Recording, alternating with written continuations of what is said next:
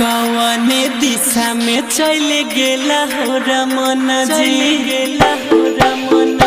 कवने दिशा में चले गेला हो रमन जी, कवने दिशा में चले गेला हो रमन जी। तोरा सोना के भाई बहने गेल छोटा साई दै छै धमकी हो, धमकी हो। कवने दिशा में चले गेला हो रमन जी, कवने दिशा में चले गेला हो रमन जी। तोरा सोना के भाई बहने गेल छोटा साई दै छो धमकी हो, धमकी हो। कवने दिशा में चले गेला हो रमन जी, कवने दिशा में। डीजे अमित राज, तमालपुर हाट,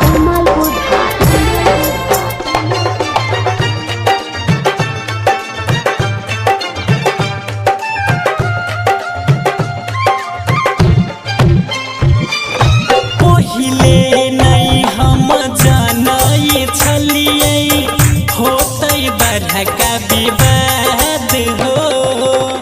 धीरे धीरे खुल रहल छो तोहर सब राज हो।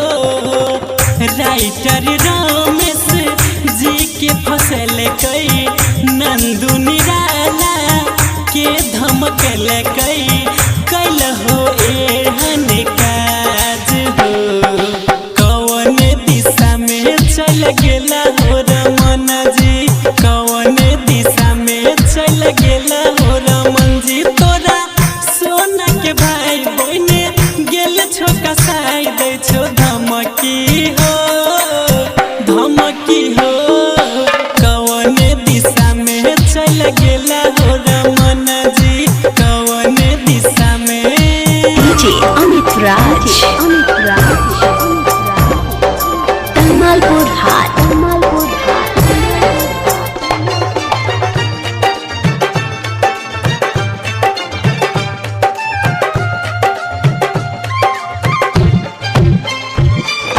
रामदेव यादव कही रहल छो बात सच सच हो। जे भी छो तोहर दोस्त संगाती सब पर आबै छै आँच हो। पुलिस थाना दुनिया जमाना सबके छो तो रे निशाना, नाम भेलो बदनाम।